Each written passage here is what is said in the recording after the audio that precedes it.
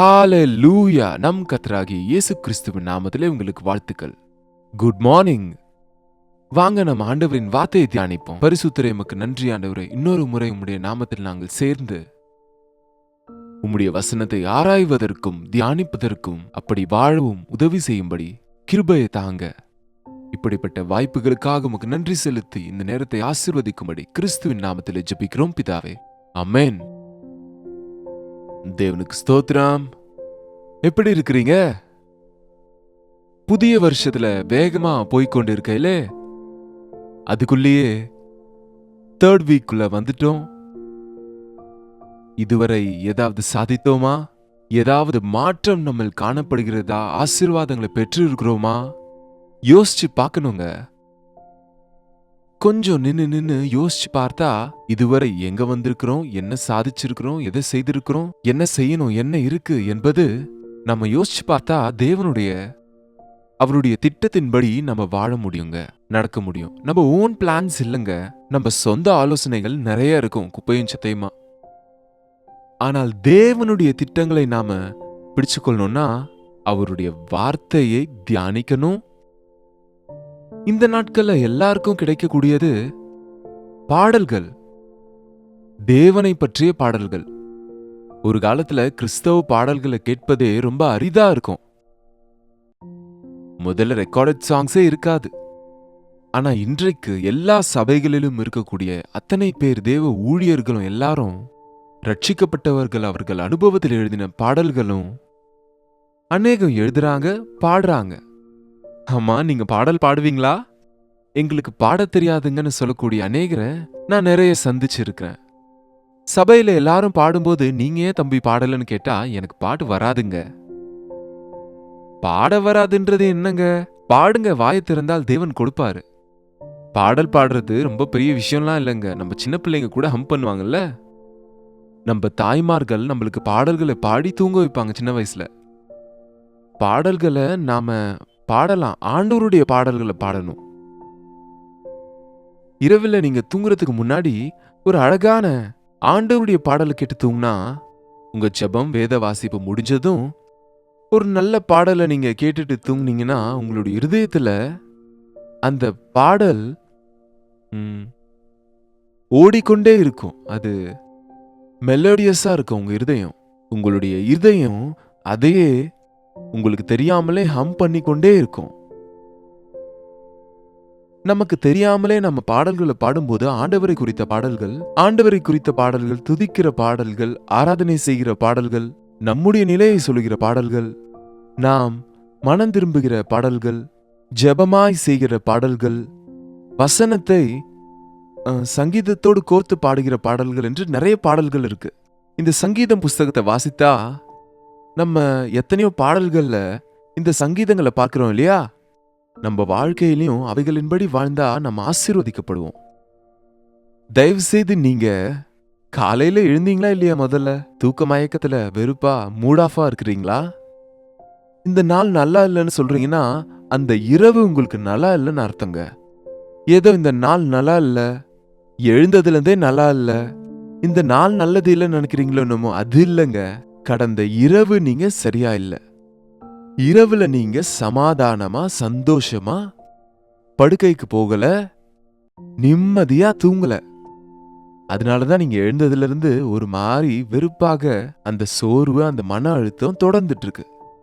அதற்கு தான் இரவு தேவனை துதித்து தேவன் செய்த நன்மைகளை நினைத்து இரவு நேரத்துல படுக்கையின் மேல தேவனை துதிப்பதை பழக்கப்படுத்திக் கொள்ளணும். பாருங்க, ஒரு முறை சங்கீதம் 77:6 நான் பாடின சங்கீதத்தை இரவிலே நினைத்துக் கொள்ளுவேன். நான் பாடின சங்கீதத்தை இரவிலே நினைத்து கொள்ளுவேன், இருதயத்திலே தியானித்துக் கொள்ளுவேன். தேவனே, என்னுடைய ஆவி உம்முடைய வழிகளை ஆர்வமாய் தேடுகிறது. நாளெல்லாம் ஆண்டவரை துதித்துக் கொண்டு கேட்ட வசனத்தை, பாடின பாடலை படுக்கைக்கு செல்லும் போது பாடின பாடலின் அர்த்தத்தை நினைவிலே ஞாபகப்படுத்தி ஆண்டவரை துதித்தால், இருதயத்திலே தியானித்து ஆண்டவரை துதித்துக் கொண்டு படுக்கைக்கு போனால் ஆனந்தத்தோடு சந்தோஷத்தோடு விழித்துக் கொள்வோம். எஸ், அதற்கு தான் அனுதின தியானத்தை ஒவ்வொரு நாளும் உங்களிடத்துல கொண்டு வருகிறோம். இதை தியானித்துக் கொண்டு படுக்கைக்கு போனா துதித்துக் கொண்டு நீங்க எழுந்திருக்கவும் நாளெல்லாம் ஆண்டவருடைய ஆசீர்வாதங்களை பெற்றுக்கொள்ளவும் உதவியா இருக்கும். இன்னொரு முறை பார்ப்போம். சங்கீதம் 42:8. ஆகிலும் கர்த்தர் பகற்காலத்திலே தமது கிருபையை கட்டளையிடுகிறார். ராக்காலத்திலே அவரை பாடும் பாட்டு என் வாயில் இருக்கிறது. என் ஜீவனுடைய தேவனை நோக்கி விண்ணப்பம் செய்கிறேன். இரவு என்ன செய்கிறார்? ராக்காலத்திலே அவரை பாடும் பாட்டும் என் ஜீவாதிபதியாகிய தேவனுடைய ஜெபமும் எனக்கு துணையாக இருக்கிறது. ராத்திரி பயங்களுக்கு, திகிலுக்கும் கலக்கத்துக்கும் இடம் கொடுக்காம, அனாவசியமான விஷயங்களையும் நாளைய குறித்த கவலையோடு படுக்காம, படுக்கைக்கு போன பின்பு நாளைக்கு என்ன நடக்குமோ தெரியாது, ஆனா நாளைக்கு குறித்த பிளான்ஸ், நாளைக்கு அதை இதையும் செய்யணும், நாளைக்கு அதை இதை சம்பாதிக்கணும், இங்க அங்க போகணும் என்ற ஆலோசனைகளோடு இருக்கும் வரைக்கும் நீங்க காலையில எழுந்ததும் நீங்க நினைச்ச எதையுமே செய்ய முடியாதுங்க. அதற்கு பதிலா இன்றைக்கெல்லாம் ஆண்டவர் எனக்கு என்ன செய்தார், இந்த நாளெல்லாம் ஆண்டவர் என்னை எப்படி பலப்படுத்தினார், ஆண்டவர் வசனத்தினால் எப்படி ஆறுதலை பெற்றேன், இன்றைக்கு என் தேவனாகிய ஆண்டவரை நான் எவ்வளவு துதிச்சேன், இன்றைக்கு நான் கேட்ட பாடல்கள் இருதயத்துல ஓடிக்கொண்டு இருக்கா, அந்த பாடல்களின் அர்த்தத்தை நான் உணர்ந்து கொள்றேனா என்று நாம தேவனில் மகிழ்ந்தா நாளைய பற்றின கவலை நமக்கு தேவையில்லை. ஏன்னா இது நம்ம தமிழ் பைபிள்ல ஆகிலும் கர்த்தர் பகற்காலத்திலே தமது கிருபையை கட்டளையிடுகிறார்னு இருக்கானா, இங்கிலீஷ் பைபிள் என்ன இருக்குன்னா, each day the Lord pours his unfailing love upon me. தமிழ்ல எப்படி சொல்லுவோம்? ஒவ்வொரு நாளும் தம்முடைய அன்பை, கிருபையை, இரக்கத்தை, அன்ஃபெயிலிங் லவ்னா அன்பு, இரக்கம், தயையோடு நிறைந்ததுங்க. ஒவ்வொரு நாளும் தம்முடைய கிருபையை நம் மீது ஊற்றுகிறார். Is pouring on us. அவர் கொடுப்பது மட்டுமல்ல, நம் தலை முதற்கொண்டு நம்முடைய காலின் முனை வரைக்கும் நம்மை அபிஷேகிக்கிறார். ஒவ்வொரு நாளும் என் ஆண்டவர் தம்முடைய கிருபையை என் மேல் ஊற்றுகிறார், தம்முடைய அன்பை என் மீது ஊற்றுகிறார்.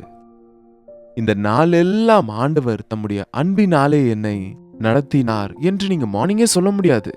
ஆனா ஈவினிங் ஆகுறதுக்குள்ள நாளெல்லாம் ஆண்டவர் செய்த காரியங்கள் இரவாகிறதுக்குள்ள, காலையிலிருந்து இரவு படுக்கைக்கு போகும் வரைக்கும் ஆண்டவருடைய அன்பு, கிருபை, இரக்கம் எத்தனை விதங்களிலே உங்களை காப்பாற்றினதோ, இறங்கினதோ, உங்களை பலப்படுத்தினதோ, உங்களை ஆதரித்ததோ, எத்தனை அற்புதங்களை பார்த்தீங்களோ, எத்தனை ஆச்சரியங்கள் நடந்ததோ, எத்தனை விஷயங்கள் ஆண்டவர் உங்களை உயர்த்திருக்கிறாருன்னு படுக்கைக்கு போறதுக்கு முன்னாடி நீங்க ஆலோசித்த ஆண்டவர் எவ்வளவா இந்த நாள்ல என்ன ஆசீர்வதிக்கிறார்னு நினைத்து நம் மனதில வைத்து கொண்டால், அந்த துதிகள் காலையிலே அவர் தமது கிருபை எனக்கு கொடுக்கிறதுனால, இரவிலே என்னுடைய பாடலும் பாட்டும் என் ஜீவனுள்ள தேவனை, எனக்கு ஜீவன் கொடுத்தவரை குறித்ததான பாடல்களும் ஜெபமும் என்னில் இருக்கிறது.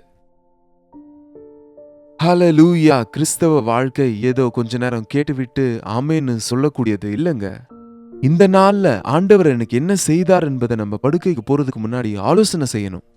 காலையில எழுந்த உடனே, ஆண்டவரே உம்முடைய கிருபையும் இரக்கமும் என் மீது ஊற்றுங்க, உங்க துணையை எனக்கு கொடுங்க, உங்க சமூகத்தை எனக்கு கொடுங்க, நான் போக வேண்டிய வழியை எனக்கு காண்பீங்க, நான் செய்ய வேண்டிய வேலையை குறித்து எனக்கு ஞாபகப்படுத்துங்க, உம்மை மகிமைப்படுத்துகிற விதத்துல வாழ எனக்கு உதவி செய்யுங்கன்னு சொல்லி காலையிலேயே ஆண்டவர் கொடுக்கிற ஒரு வாக்குத்தத்தத்தோடு, ஆண்டவரின் வார்த்தையோடு நாம முன் சென்றால், நாள் முழுவதும் ஆண்டவர் செய்த ஆச்சரிய காரியங்களை பற்றி, அந்த நாளெல்லாம் நம்ம அனுபவித்த நன்மைகளை குறித்து, எத்தனை விதத்துல ஆண்டவர் நமக்கு உதவி செய்தார் என்று நினைத்து இரவு நேரத்துல ஆண்டவரை துதித்து கொண்டு அவருடைய நன்மைகளை சங்கீதங்களாக, பாடல்களாக பாடிக்கொண்டு தூக்கத்துக்கு போனா நிம்மதியா தூங்குவோம். காலையில எழும்போதே ஃப்ரெஷ்ஷா புதுமையை உணர்வோங்க.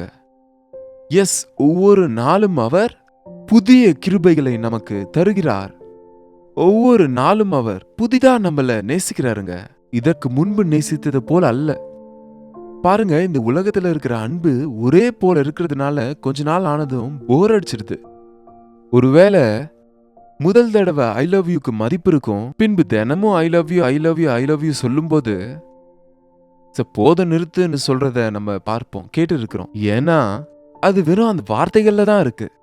ஆனால் ஆண்டவர் நம்மை நேசிக்கும் போது வெறுமனே உனக்காக ஜீவனை கொடுத்தேன்னு சொல்லி விடுகிறவர் மட்டுமல்ல, ஒவ்வொரு நாளும் தம்முடைய இனிமையிலும் இனிமையான அன்பை நம்ம மேல ஊற்றுகிறாரு.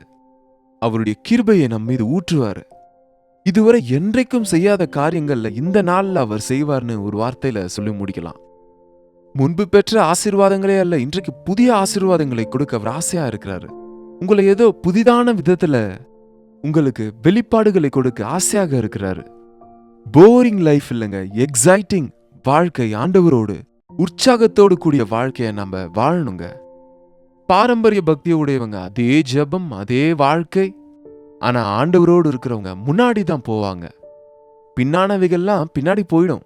நீங்க பஸ்லயாவது ட்ரெயின்லயாவது போகும்போது, நாம முன்னாடி போகும்போது அந்த மரம் செடி கொடியெல்லாம் சைட்ல இருக்க எலக்ட்ரிக் பில்லர்ஸ்லாம் என்ன ஆகும் தெரியுமா? முக்கியமா ட்ரெயின்ல போகும்போது அது ஸ்பீடா போறதுனால நீங்க பார்க்க முடியும், அதெல்லாம் பின்னாடி ஓடி போய் கொண்டு இருக்கும். பின்னால ஓடி போய் முன்னாடி வேக்யூம், முன்பு காலியா இருக்காது. முன்பு புதிய புதிய விஷயங்களை பார்க்க முடியும். அதுக்கு தான் நான் ட்ரெயின்ல போகும்போது முன்னாடியே அந்த ஜன்னல் வழியா பார்த்துட்டு இருப்பேன். இன்னும் மலைகள் வரும், இன்னும் செடிகள் வரும், அடுத்து ஒரு ஊர் வரும், அடுத்து ஒரு ஸ்டேஷன் வரும், அடுத்து என்ன வருமோ தெரியாது.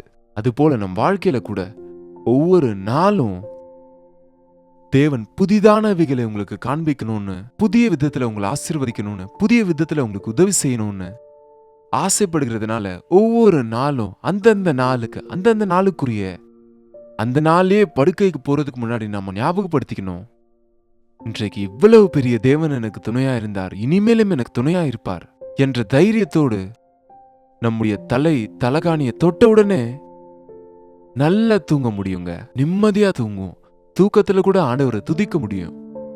எழுந்த உடனே நன்றியோடு நாம அந்த நாளை ஆரம்பிக்க முடியுங்க. அப்படிப்பட்ட விதத்துல இருக்கிற ஆவிக்குரிய நாட்கள் இருக்கிற வாழ்க்கையை ஆண்டவர் நம்ம எல்லாருக்கும் கொடுப்பாராக. ஜெபிப்போம். பரிசுத்தரே, அன்பான தகப்பனே,